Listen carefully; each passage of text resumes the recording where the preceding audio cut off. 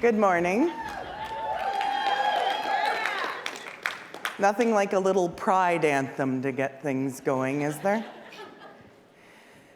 Thank you, Alan, for the introduction. That was great. So it's great to be here in marvelous Markham. Where's Region 3? I want to thank Region 3 members and Karen, of course, for putting all of this together. It's been amazing so far. Listen, we've all experienced so much over these past 6 months, haven't we? A provincial election, a federal election, 2 board seat election seats, hospital bargaining, Victorian Order of Nurses bargaining, the start of nursing homes bargaining, hosting the Canadian Federation of Nurses Unions Biennial Convention last week. And we have our own biennial convention in November. Show of hands, who here is exhausted? I know I am. But, I come to our June PCMs and I see all of you and I feel re-energized and ready to go. Is anyone else re-energized today and ready to go? Come on, guys. Now, it doesn't hurt that our June meetings take place in other parts of the province, Thunder Bay, Ottawa, Windsor, London, Markham today. And it puts our work into a different light and focus, I think. Our provincial coordinators meetings, to me, are more, I think they're a bit cozy, don't you think? Maybe even a bit intimate. I think that's how I feel about it. So let's look at this over the next few days. We'll enjoy ourselves. We'll do a lot of work for our ONA, and we'll have a lot of fun as well, I'm sure. So who here was at the provincial leadership meeting in April? Show of hands. A round of applause, sure. And honestly, I think it's one of the best PLMs we've ever put on. What do you think? Lots of thought-provoking education and inspiring action in support of our badass VON nurses. Where are you? Where's the VON nurses? Lorna, you're here somewhere. There you are. And some special sessions for all of our attendees. And one of these presentations happened at the end of day 2. The launch of our new digital magazine, F Word. Has anyone heard of the F Word? Yes. And I loved hearing all your F words. What did we have? We had feisty, fiery, frank, and honestly, there were a few F word doozies from you as well that didn't make it on the list on the t-shirts. Listen though, when we decided on the concept for F Word, we knew it was provocative. We knew that. And although the responses were overwhelmingly positive, we did receive some complaints. And we knew this would happen. So I'd like to talk about it. With member preferences pushing us to all things digital, we very carefully thought about shifting our award-winning printed publication, Frontlines, to a digital magazine. F Word is our new digital mag, and it is a significantly different way in how we tell our stories. F Word is a space for you to tell it like it is, in your own words. So such a bold site needed an equally bold name. Do you agree? Yes. And one of the most important messages of ONA's brand is the need to fight against employer policies, against government initiatives out on the streets with the time we don't have. And there are so many F words that perfectly describe our union and our members. Feisty, fiery, fierce, formidable. From all those words, the F word was born. Now, is it gritty, brash, a tad cheeky? Absolutely. But that is the whole point. Everyone has an F word that resonates. An F word is our license to use those words. So now I'll sound like a commercial. Visit our F-word site at onamag.org and read the feisty stories. Read them that allow us to speak our truths in the most direct way possible. We do not publish the stories automatically. Our fabulous ONA staff, as well as Andrea and I, we might be fabulous too, it depends who you ask, and Andrea and I read and ensure that the stories will not get anyone into hot water, okay? And when we hear someone say it's not professional, remember that we can't let some employer-imposed ideal of politeness censor us. This is our space. And we can speak, listen, it's our space. Our space. Is it refreshing to have a space? I think it is. And it's a space where we can speak to one another with all the sass and directness that we do in real life. And if you think that it reflects badly on us in the eyes of the public, remember this. Our bosses and the government and the public have never paid more attention to us or taken us as seriously as they are right now. So it's working, and I want you to keep going. I got that off my chest now. So I'll give you another example of how our bold and direct way of fighting and speaking out is making inroads both nationally and internationally. Last month, I was invited to deliver a keynote address at the Canada-Caribbean Leadership Dialogue. Do we have our slide up here? You can see our past president there. And this is an international initiative that is chaired by Her Royal Highness Princess Anne. More than 100 leaders from around the world attended this event. And it was held at the Westin Hotel in Toronto. And listen, I'll admit, I was a bit nervous. I wasn't sure how formal or laid back the proceedings would be. Well, this will sound familiar to all of you. I came up on stage, and as soon as I said, I'm Erin, and I'm a proud registered nurse, the crowd erupted in loud applause. So you can imagine that, this was a bit unfamiliar, and also, certainly put my mind at ease right away. The next 90 minutes was chaos, but in a great way.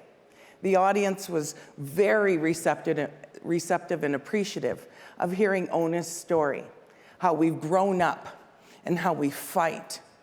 And when I finished my remarks, I looked to my right and got a drink of water. I looked to the crowd again, and dozens of people were lined up to ask questions. And what questions they were. One firefighter from Jamaica asked me to talk about Ona's fight for PTSD coverage as he was seeking the same benefits for his members. And another delegate told a very personal story about her labor and delivery nurse, which brought most of us to tears. When another person asked about a photo that I had in my slide deck, a picture of me wearing a certain pink hat, with the ears. And in that distinguished crowd, and I was surprised by this for a moment, they started to call out in this crowd what that hat is. So I repeated to them, you mean my pussy hat, the cat hat? And the crowd went wild.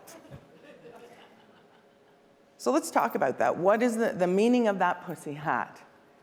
And of being willing to speak plainly about how our struggles we all face as women, as healthcare workers, as people fighting for better. That was not lost in this crowd. And they were on their feet more than once while I shared our story, Ona's story. So I was taken back by it all, to be perfectly honest. Not only by the overwhelming positive reception from the delegates and other speakers, but for the validation. This conference crowd, filled with leaders and game changers, confirmed again that we are on the right track, and we must continue doing what we've done for the past 2 years. Organize, educate, tell the truth, and fight. Who's with me?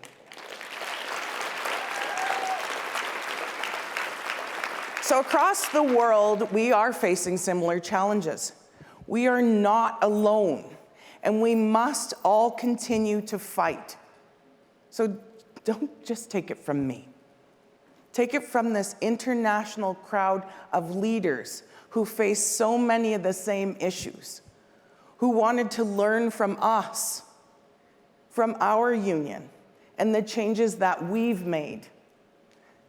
So many changes in a short time, I know. Some hard, some contentious, but all making us stronger together. We're all united, and we'll all learn from one another. And this is solidarity. Who agrees?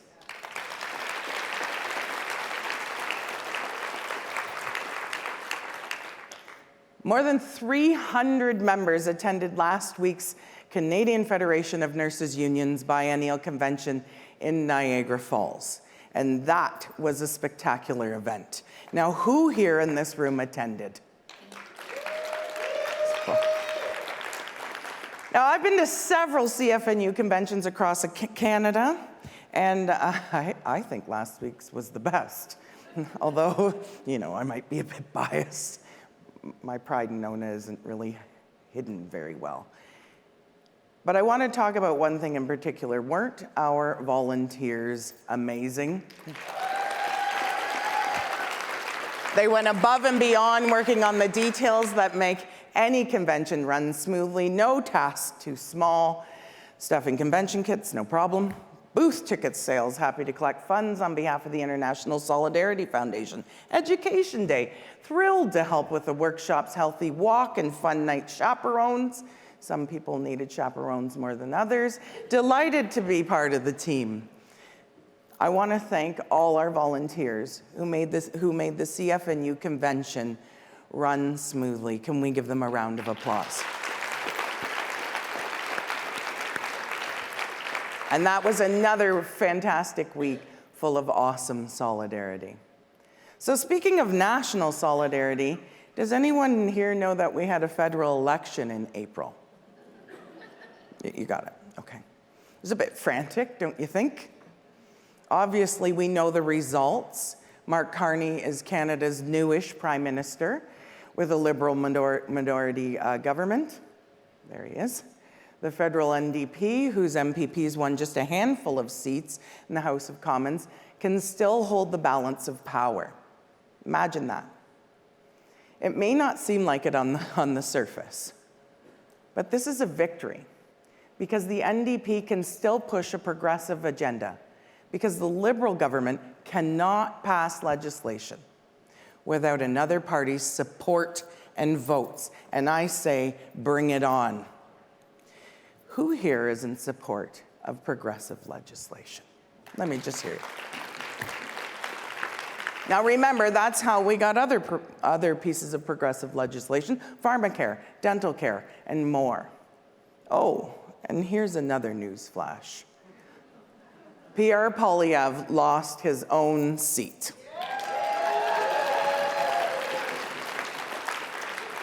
Pity? Not really. And I know it's not very appropriate to gloat in others' losses. But I can't pretend that I'm not thrilled that Canadians reject the kind of divisive, nasty politics that Poilievre displayed. During the election, and this is really exciting, here we go. Our 20 amazing Ona Secondii members and more than 80 volunteers actively got out the vote. Are there any Secondis here? I've seen you. Can you stand? Let's give them a round of applause.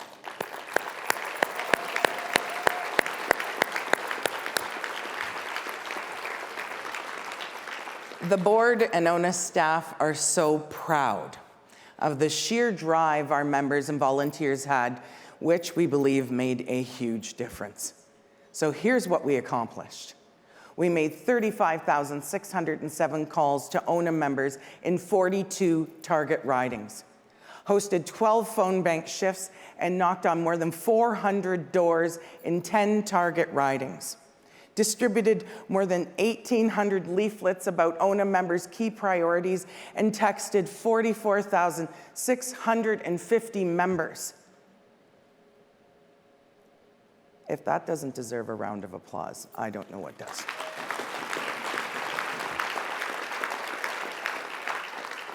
So here's what we accomplished together. And I love showcasing our wins. In Region 1, we helped to hold off Conservative incumbent Hugh Stevenson by a very narrow margin in the new riding of Sault Ste. Marie Algoma. Monique, do you know where Sault Ste. Marie Algoma is? You got it. In Region 2, Rachel, we played a role in defeating Conservative incumbents in Bay of Quinte and Peterborough. And in Carleton, we called all ONA members in the final days of the campaign where Polyev lost his seat.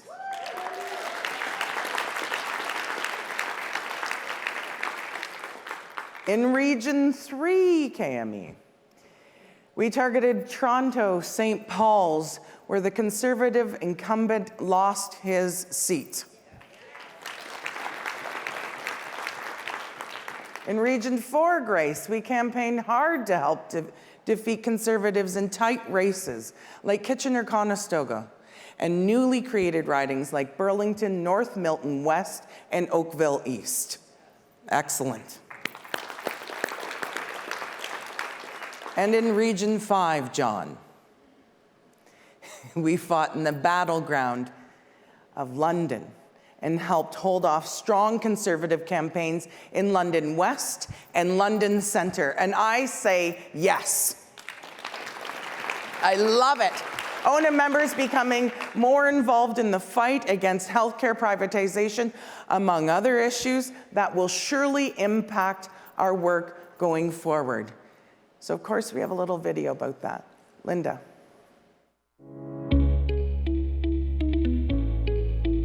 In the provincial and federal elections, ONA members made sure public health care was front and center as Ontarians headed to the polls. We were vocal online, in the news, and launched a powerful ad campaign. 20 ONA members joined our Nurses Vote campaign, recruiting many more volunteers. We spoke to members about why we all needed to vote for public health care. From hosting debate events and phone banks, to handing out leaflets and door knocking, our members were clear that public health care must be protected. Together, we made over 55,000 calls and sent 65,000 text messages, engaging members across Ontario. Now we must keep up the pressure and hold all elected representatives to account in the fight for better public health care for all. Excellent. So I admit it, our Victorian Order of Nurses members hold a very special place in my heart. And I know, as provincial president, I shouldn't have favorites. But more than 230 VON members will be heading to bargaining in the fall. And this cannot come soon enough. And it has been quite the process to lock down these dates. Isn't that right, Marilyn D? So on Thursday, Marilyn, Pat Carr, and Dave Cheslock will give a more fulsome bargaining update, including VON, the hospitals, and others. But I wanted to highlight two interesting items that recently happened with VON. So first, the Ontario provincial government miraculously found money again for home care worker wages. Well, I'm glad they found it. Just before I have to gather myself here with this because it sounds like deja vu, right? Just before the fiscal year ended on March 31st, ONA received word from the Ministry of Health about a bump in base funding, a bump specifically targeted for wages. Effective March 28, all VON classifications receive a 3.5% lump sum retroactive payment for hours worked between April 1st, 2024 and March 31st, 2025. I think this is wonderful news. So this is the same thing that happened last year, if you remember. The Ministry of Health found money and put it into home care. But here's a novel idea. Rather than the government scrambling at the last minute, perhaps the Ministry of Health could, I don't know, fully fund home care? Who agrees? Could pay fair wages and benefits and pension? And honestly, this is not rocket science. Fully fund home care. I kind of want to strike that, actually. Fully fund our public healthcare system. The Ford government has the money, now just do it. Jeez, I had to get it off my chest again. And by the way, the lump sum payment is completely separate from our current VON bargaining, which will take place on September 9 and 10. So, I want to go back and talk about March 31st. I think we'll all remember March 31st. That is when more than 50 members, ONA staff leaders, and allies held a phone zap to pressure the VOM board and the Ford government to negotiate a fair deal. There were more than 180 calls made. In fact, Grace reached a VON board member and won his support after sharing our demands. Way to go, Grace. Good job. And something else happened. Something that has never happened before in ONA's history of phone banking. One of our VON members got through and spoke with Premier Ford himself. I know, it's quite unbelievable. The Premier talking to an ONA member, including me. Picture us all, busy on a phone zap, and all of a sudden we see in the Zoom, in the chat, VON member Allison Tootsie says, just spoke with Ford. Details, please.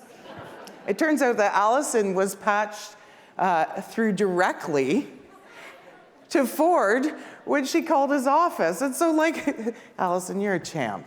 Allison talked about VON and home care and the very significant challenges our VON members face in their work. And Allison and Ford spoke for about 10 minutes of all things.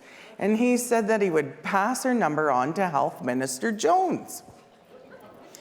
So, I know, why are we laughing? So a bit of time passed, and our members were still calling the Premier's office, and rightfully so. A phone zap means that members, many members, I think, show of hands, who's taken part in a phone zap? Okay, me too. Many members are calling our elected officials at the same time. And then Allison got a call back from Ford. Ford said, "Can you tell your co-workers to stop calling me? I'm trying to deal with a real crisis here." The crisis was that the ice storm had happened the day before. Okay, so let's reflect on this for a minute. Ford takes a call from a member who talked about devastating home care issues. Then, when Ford's office continues to get calls from other ONA members, Ford picks up the phone, calls Allison back, and demands we stop. Talk about bullying. Imagine Ford calling our member and demanding that we stop lobbying him.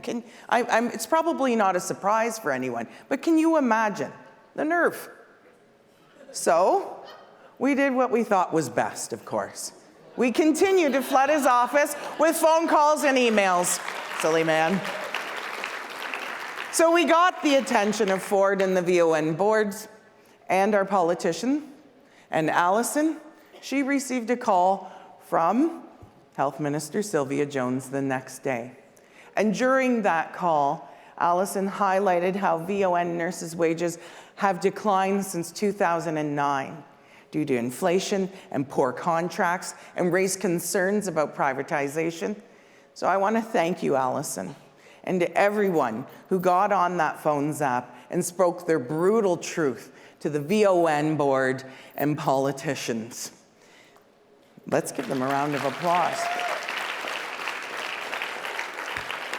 So speaking of telling the truth, we are excited, really excited to unveil new advertising that features our incredible VON negotiating team and highlights their issues as they prep for bargaining. And I think that's amazing. We have a short video that covers our pre-election ads and the exciting new ads for VON. Linda.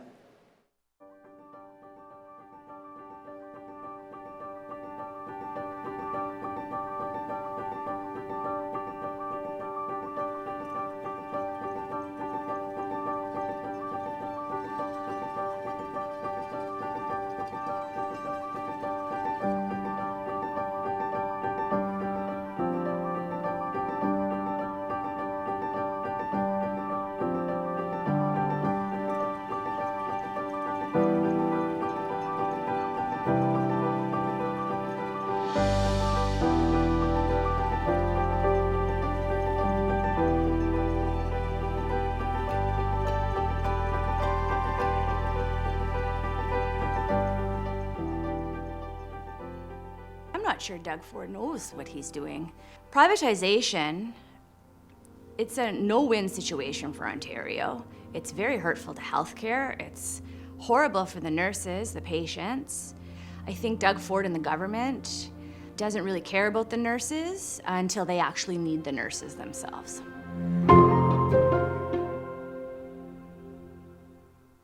If I could say anything to Doug Ford and his government, I'd say simply take a look around you. Look at people struggling with mental health issues, struggling with addiction issues, struggling with housing issues. We need real change and we need real funding coming towards these issues because they're just going to get worse.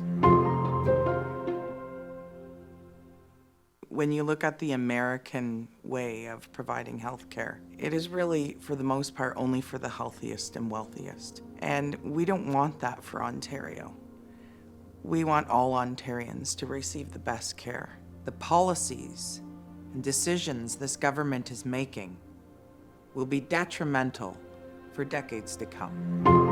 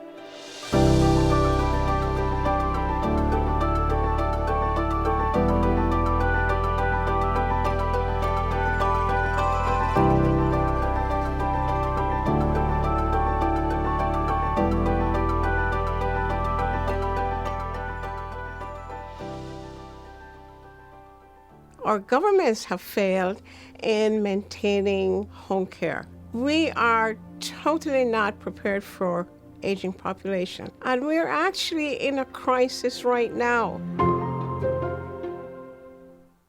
I think the government needs to see that we're valuable, that we provide a service, we keep people out of hospitals. It would be really nice to know that we are recognized as important nurses in our province.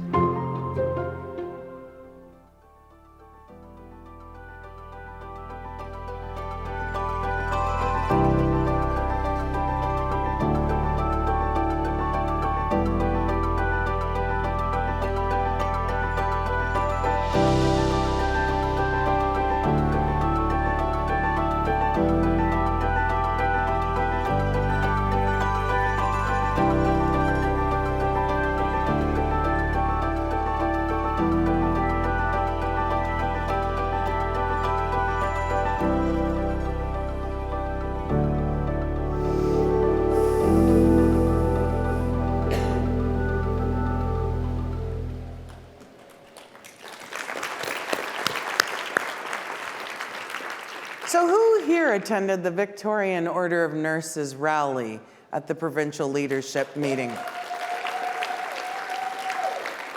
I see some familiar faces here. I think that was an amazing rally. Do you agree? So it was literally just the day after the provincial government went back to work after months away. I'll talk more about that in a minute. And this rally at Queen's Park was an ONA first. The first ever provincial rally for our VON members, but it will not be the last. And as I was standing at the rally with two of our VON negotiating team members, Lorna Thompson and Linda Evans, I reflected a bit. In ONA's 52-year storied history, never has there been a time where our union has proudly stood up with our home care members in unwavering solidarity. And we heard from home care leaders who have been in that sector since the dawn of time. It's true. And they've never felt this inclusion and spirit. You cannot recreate these moments. And I'm wholly glad that I was part of our embrace for VON members. I think it was amazing.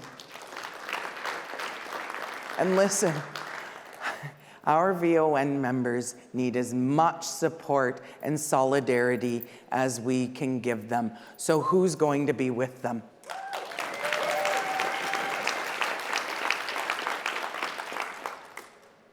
Here's why. Fact. The ambulatory care, which includes home care, had the highest number of workplace violence claims in 2024 at 1,067. Shame. Fact. Ambulatory health care had more than 5 times the number of assault claims than in the hospital sector at 217. Shame. Fact. Of those 1,067 workplace violence claims in ambulatory health care, only 584 of them were allowed by WSIB. Shame. Only 55% were approved. This is completely despicable. Do you agree? So why would WSIB deny almost half of the workplace violence claims in ambulatory care? It makes absolutely no sense. Our workplaces, regardless of sector, are becoming more dangerous day by day. And I'd like to do a quick straw vote right now. In the past year, has your workplace or unit called a code silver? Raise your hand.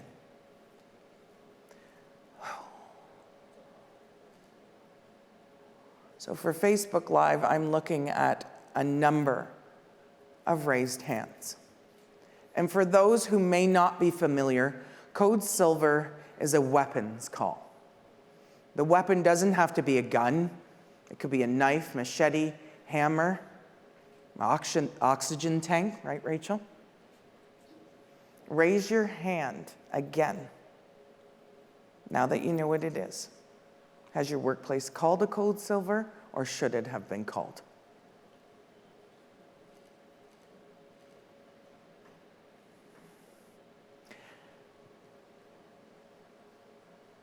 Oh, I'm angry.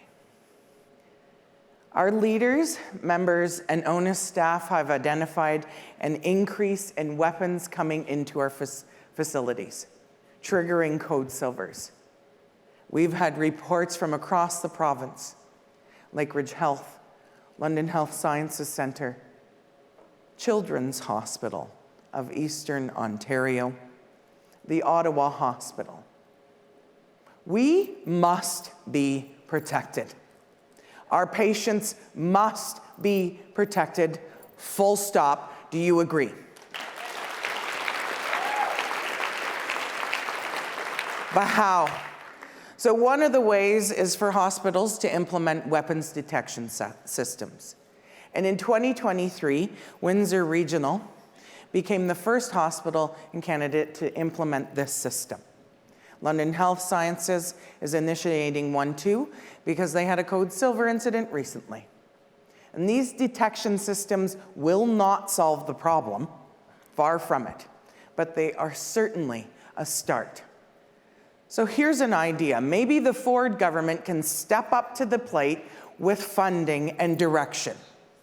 And yeah, I know, not likely, but maybe. So the Ford government is the same old, same old. And after a snap early election at the beginning of the year, not much has changed. Ford is still our premier, and Sylvia Jones is still our health minister.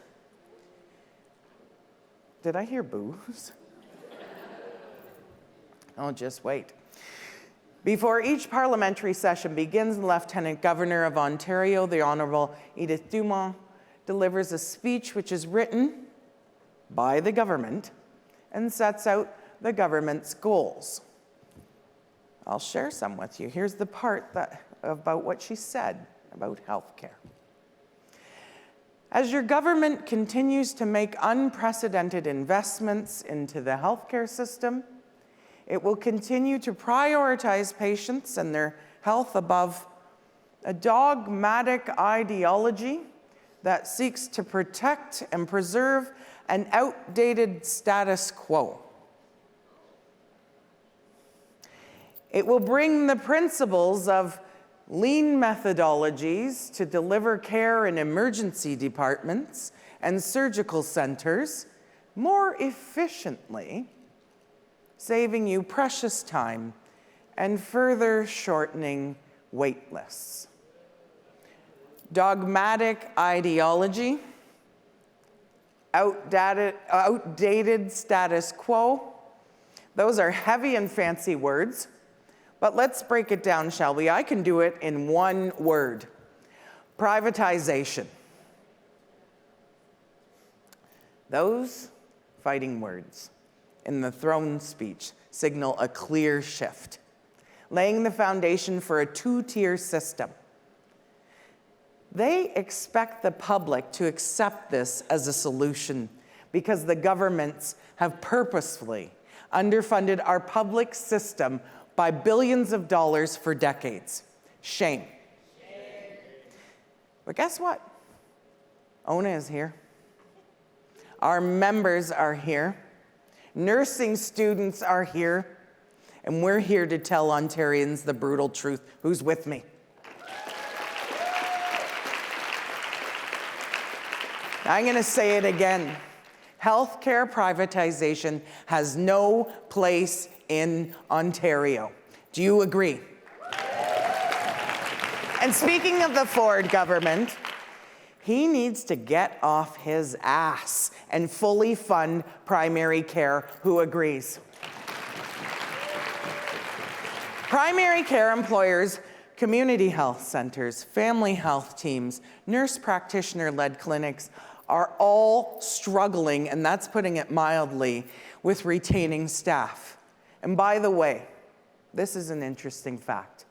Ontario's nurse practitioners have the lowest starting wages among their classification in the country. That's a shame.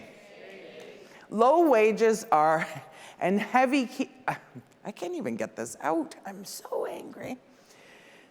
Low wages and heavy workloads are key issues in primary care. Nurses and healthcare professionals are leaving the sector because of poor wages. We all know that, right? So it's time to shine a much-needed spotlight on our primary care system. Do you agree? So I am pleased to announce that ONA is launching a new primary care campaign called Close the Gap. We are demanding that the Ford government invest $500 million each year over the next 5 years to close the wage gap.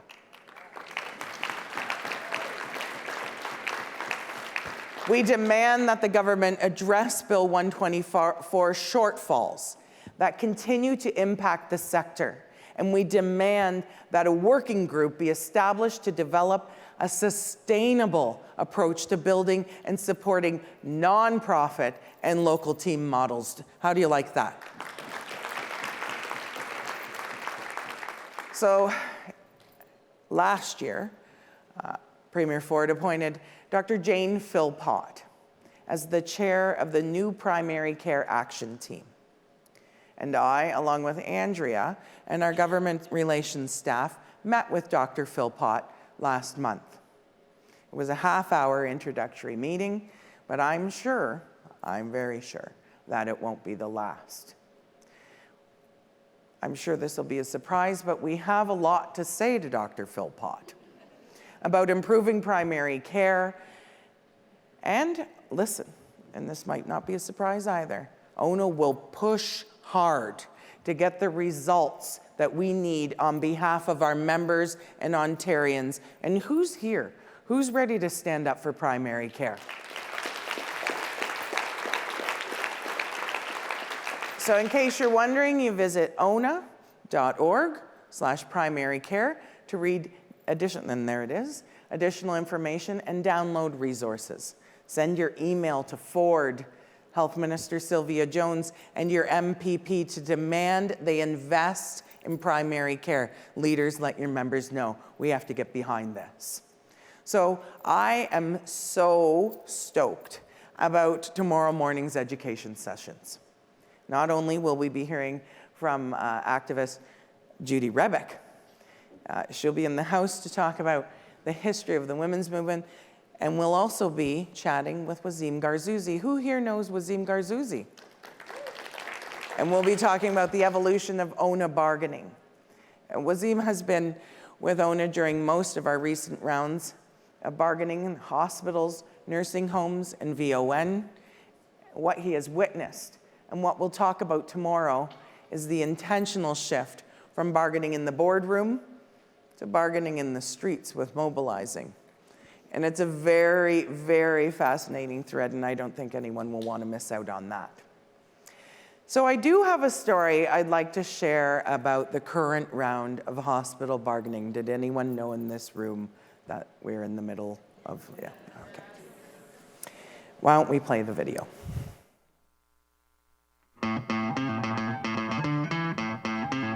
This year, thousands of ONA members across Ontario head into provincial bargaining to demand better contracts and safe staffing so that they can provide the best care possible. While negotiating teams fight at the bargaining table, members take their fight to the streets. They shut down a busy Toronto intersection and braved frigid temperatures at an all-out rally for hospital members. Victorian Order of Nurses members exposed the stark realities of home care, voiced their challenges, and shouted their demands at Queen's Park. We're fighting for good wages, safe workplaces. They've made it clear. Ontario must pay fair for home care. From public health to primary care, ONA members are raising their voices. They're speaking the brutal truth, and they're taking the fight to their employers and out on the streets. Some more familiar faces. So here's the story I'd like to tell you about hospital bargaining. Jason, do you agree that the Ontario Hospital Association is pissed off? Who's happy about that? We got right under their skin, and they are angry and upset. And they had the nerve, wait till you hear this, this is great, and if you read the brief, you'll know this. They had the nerve to call us self-serving and perfectionist or protectionist. There's a lot of words we were called. But guess what? Damn right. Damn right. So how did hospital arbitration in April go? I'm sure you can already tell. A little foreshadowing there. Well, for one thing, we didn't shake hands with anyone at the start, did we? And it got progressively worse from there. And boy, oh boy, are we in delicious trouble. We will give you all the details when Wazim and I talk tomorrow. And then again on Thursday, Wazim and I, Marilyn, Pat, and Dave, will discuss bargaining and our upcoming Plus-Flirta campaigns, which will affect some of our public health and our Ontario Health at Home members. So I want you to stay tuned. So this is another side of me that I find fascinating. ONA's new strategic plan, putting members first. I want to take a moment to talk about something that will shape our future together. ONA's next strategic planning process. And we're building on something special. Our current strategic plan was for ONA's first ever formal plan. It put our members at the very center. Now, as we prepare for our next 5 years, we're not just continuing that approach. We're taking that to a whole other level. At ONA, we do strategic planning differently. We don't want to do things like some employers we have to work with, if you know what I mean. And we want to ensure that our plans have purpose and that they're ultimately useful. We want to do things democratically. We want to draw on the vast expertise of our membership. I think this is a good thing. And that's why I'm really excited to announce that we're introducing, I want to pause here because this is fantastic, a special members assembly as the heart of our new strategic planning process. And here's what this means. We'll be sending out about 10,000 invitations to randomly selected ONA members across the province this fall. Now, if Donna's stoked. And if you receive one, you'll have the chance to volunteer to serve on this assembly. And from those volunteers, we'll use a civic lottery to randomly select 30 members, 6 from each region. But it's not just about geography. We'll ensure this assembly represents our membership by age, by healthcare designation, by the diversity that makes ONA strong. So these 30 grassroots members will come together to learn, deliberate, and develop recommendations that will shape ONA's direction on behalf of other grassroots members, not just themselves as individuals. Is anyone stoked about this? Awesome. So the Assembly's recommendations will directly inform a guidance group of board members in their final deliberations while drafting the strategic plan. This is democratic empowerment. This isn't consultation. This is real democratic participation. And again, I am stoked. Are you with me? It's amazing. So listen, when that invitation arrives, I urge members to step up and volunteer. This is a chance to help write ONA's next chapter. So stay tuned for more information as this planning process gains momentum late this summer. Keep your eyes peeled. So listen, before I wrap up, I want to go back to Judy Rebick. She is a fierce feminist, a true legend. We invited her to speak because we want to keep our conversation going about feminism, misogyny, and sexism. And at our PLM, I spoke at length about the sexist views that plague our professions. We are treated as less than, even to this day. We are paid less. That's no mistake. As nurses and healthcare professionals, our work is complex, yet we are still looked down. We're still looked down on by our government and bosses. We need to flip this on its head. We need to challenge the underlying issues that we all face in our healthcare, in our professions. And if we want to change things, who here wants to change things?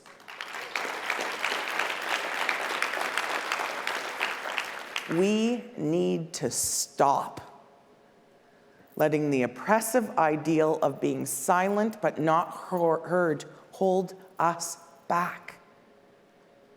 We are professionals, even when we fight, right? But especially when we fight. We fight for our patients every single shift. So why do we hesitate to fight for ourselves? Why? We are going to have to claim our own fight. And we must fight back. We must continue to include pushing back against sexism that lets bosses pat our heads. Pat our heads while underpaying us and working us to the bone. Shame.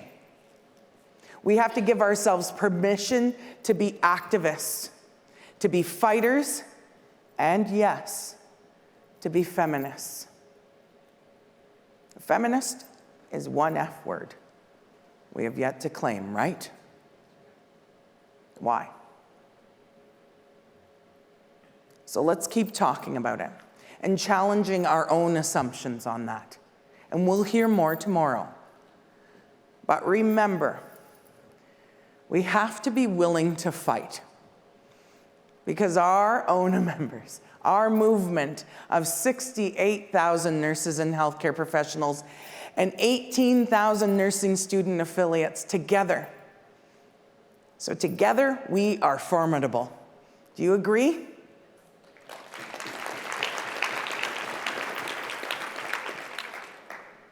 So who here is with me for the fight? That's not good enough. Who here is with me for the fight? Come on!